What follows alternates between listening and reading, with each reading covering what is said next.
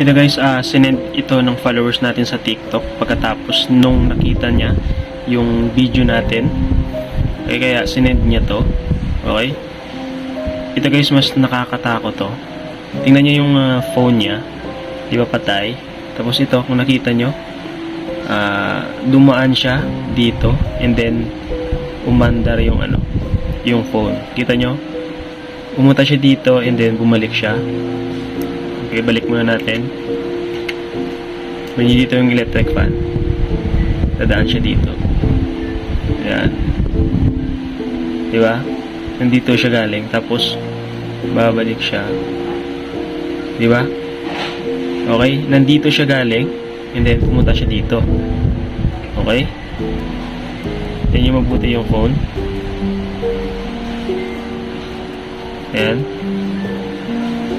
Ngayon, bumalik siya. Tapos yung phone, umaandar pa rin. Kung nakikita nyo, yung mabuti. Diba? So, ayan siya. Ayan. Di natin alam, parang tinitignan niya. Okay. Mas nakakatakot to guys nung isang video ko na in-upload dito sa TikTok.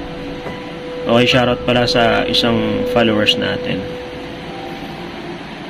Yun yung mabuti. Dito siya. Tingnan nyo, dadaan siya dito sa electric fan. Yun, kita nyo? Balik natin. Dito siya, balik natin. Dadaan siya dito. Ayun.